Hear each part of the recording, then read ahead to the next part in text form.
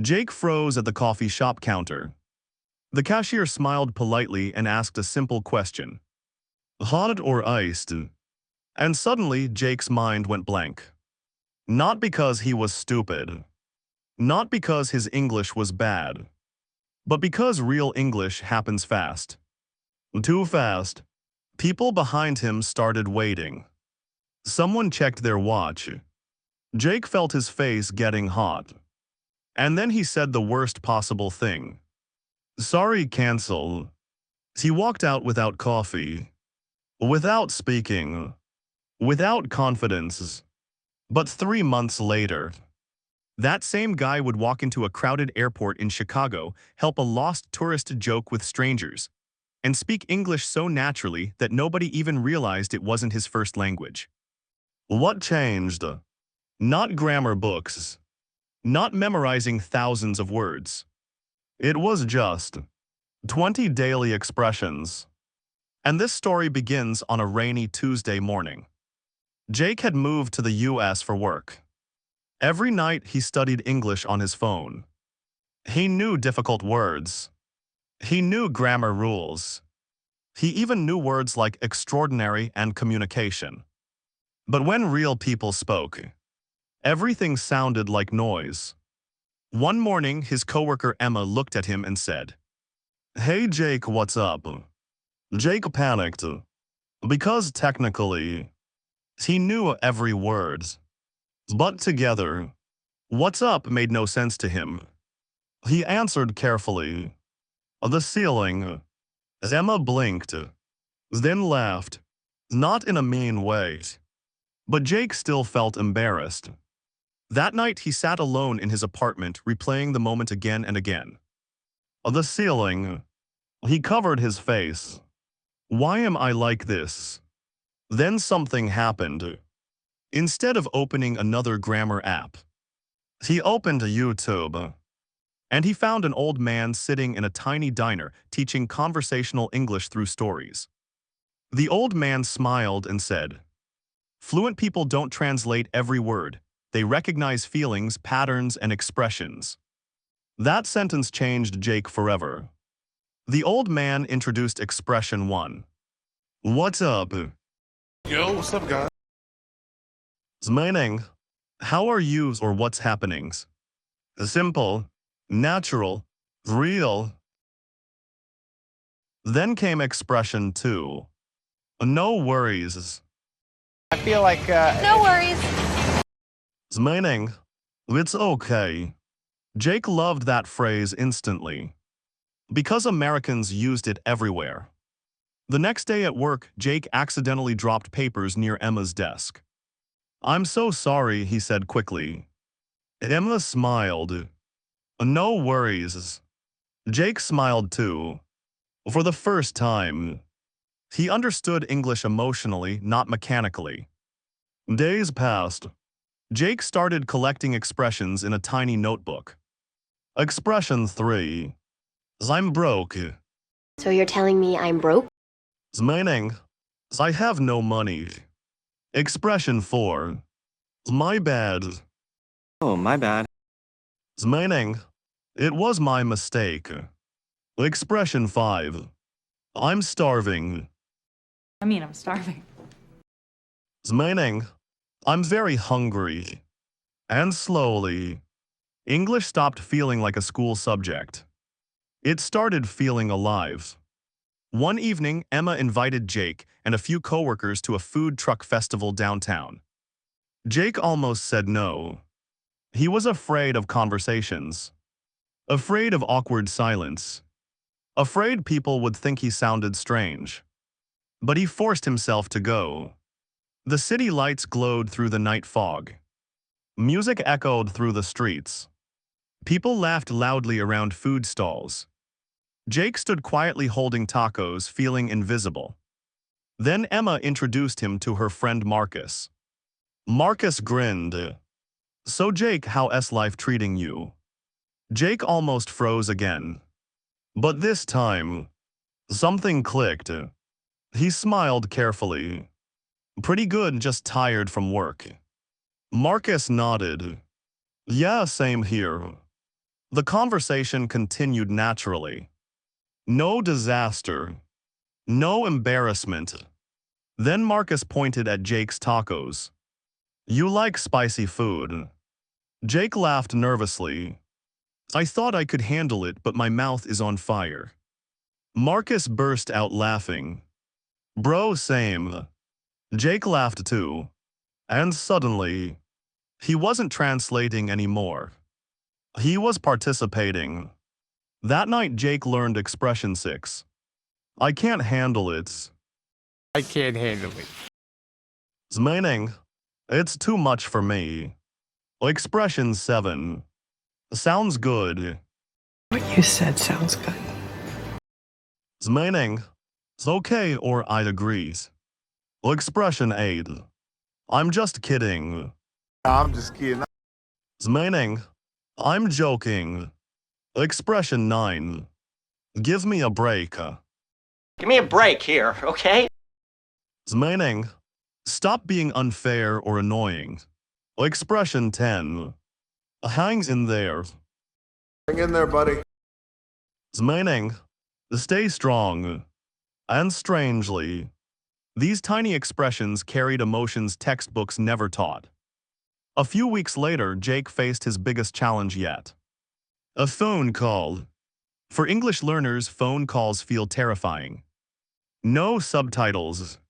No body language. No extra time to think. Jake stared at his ringing phone like it was a bomb. Unknown numbers. He answered carefully. Hello. A fast voice replied. Hey, this is Daniel from the apartment office. Just calling about the maintenance inspection tomorrow morning. Jake caught maybe 40%. His heart started racing. Usually he would panic. But then he remembered another expression. Expression 11. Could you say that again? Could you say that again and sound a little less surprised? Not. Your pronunciation is incorrect. Not. I cannot comprehend. Just simple. Natural. Humans. Jake took a breath. Sorry, could you say that again? The man repeated slowly. And suddenly Jake understood everything. After the call, Jake sat silently on his couch. He realized something important. Fluent English wasn't about speaking perfectly. It was about surviving conversations confidently. And confidence changes everything. Jake started changing in small ways. Not dramatic movie-style changes. Not overnight fluency. Just tiny moments. Tiny victories. And those tiny victories slowly rebuilt him. The next morning, he entered the office kitchen and saw two coworkers arguing near the coffee machine. It's definitely your fault, one said. No way, the other replied. Jake accidentally bumped into a chair while trying to avoid them. Coffee spilled everywhere. All three people looked down at the mess. Jake immediately raised his hands. My bad. The room went quiet for 1 second. Then everyone laughed. And somehow that simple expression made Jake feel included. Expression 12. My bad. Alex, that's my bad. Meaning, it was my mistake. Why Americans use it? Because it sounds casual, friendly, and natural. Pronunciation tip. Americans often connect the words together. My bad. Not my's bad. But my bad. That tiny rhythm makes your English sound smoother instantly. Later that week, Emma noticed Jake speaking more naturally. You seem different lately, she said. Jake smiled. I stopped trying to sound perfect. Emma nodded slowly. That's actually the secret. That sentence stayed in Jake's mind all day. Because every English learner secretly believes something dangerous. If I make mistakes, people will judge me. But real conversations are messy. Even native speakers pause. Forget words. Use slang incorrectly. Interrupt themselves. That's normal. That evening, Jake entered a crowded grocery store after work. Long lines, crying babies, people rushing everywhere. A tired cashier scanned items at lightning speed.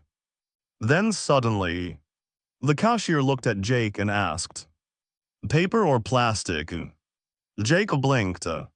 Again, a simple question. But this time, instead of panicking, he smiled awkwardly. "Sorry, I'm still learning English." The cashier smiled warmly. "No problem, bag typed." Jake finally understood. "Oh, plastic please."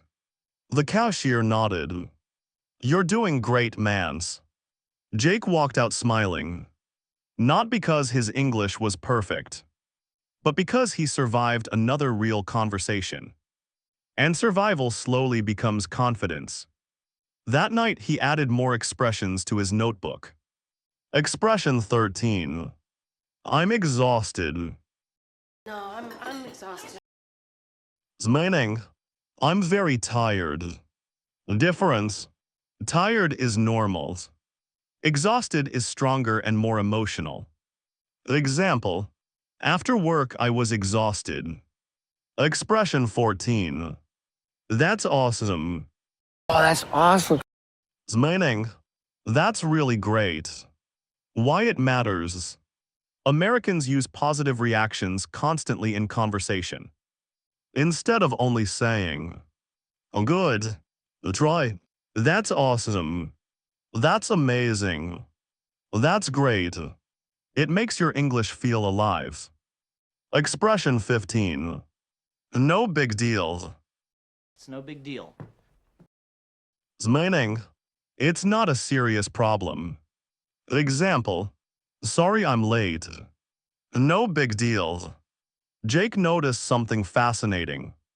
Native speakers repeated the same emotional expressions every single day.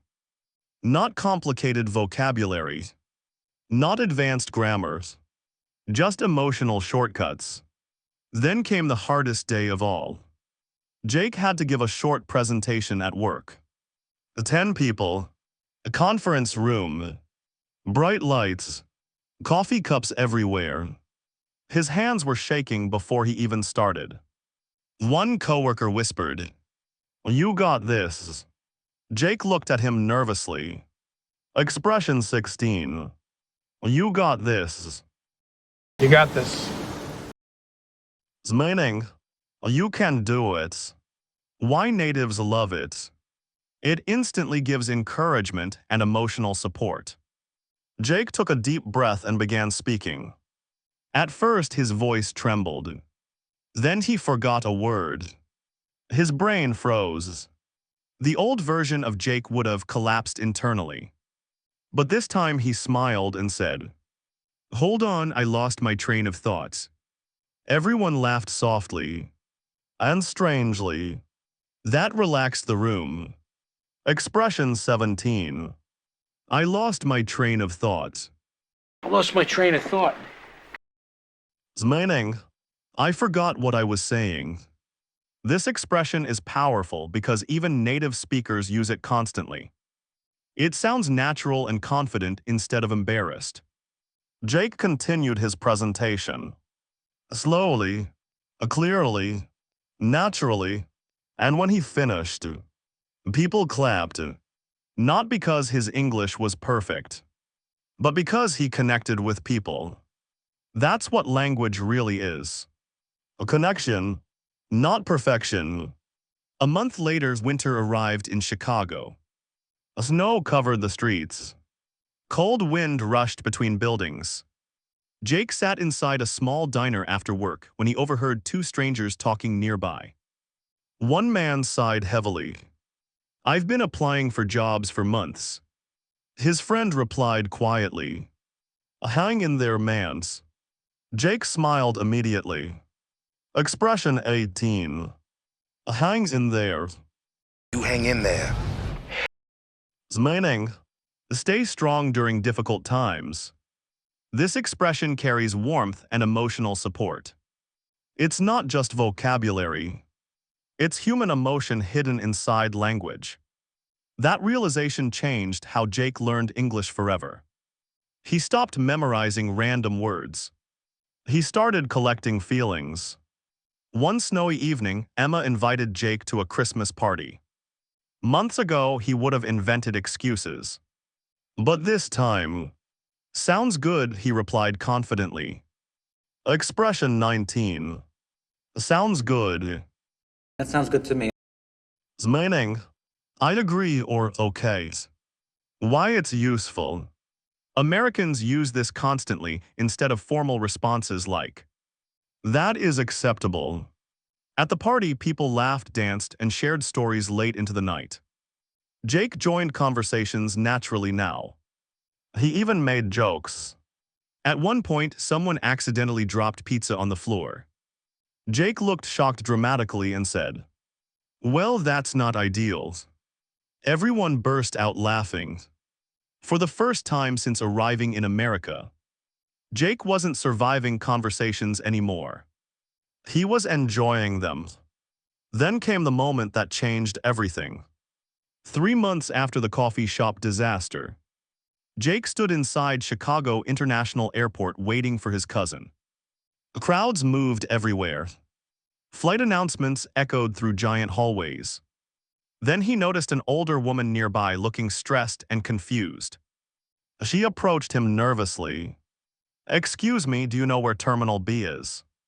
Months ago, Jake would have avoided eye contact, pretended not to hear, walked away. But now, he smiled calmly. Yeah, I'm headed that way, I can show you. The woman looked relieved instantly. As they walked together, they talked naturally. About travel, weather, food, life, and suddenly the woman asked, so where in the US are you from? Jake paused and a slow smile spread across his face. Because she thought he was American. Not because his grammar was flawless. Not because his accent disappeared. But because confidence sounds fluent. Before leaving, the woman smiled warmly and said, you're really easy to talk to. Jake stood silently for a moment after she walked away. 3 months earlier, he couldn't even order coffee. Now strangers felt comfortable talking with him. And that's when Jake finally understood the truth about English. Fluency isn't knowing every word. Fluency is feeling relaxed enough to connect.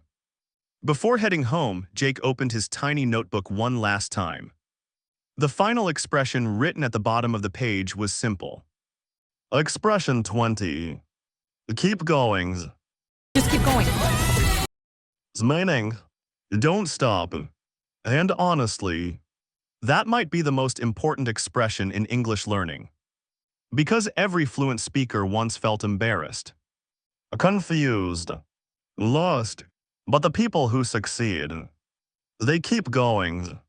So if you've ever felt nervous speaking English, if your mind goes blank, if conversations scare you, you're not failing.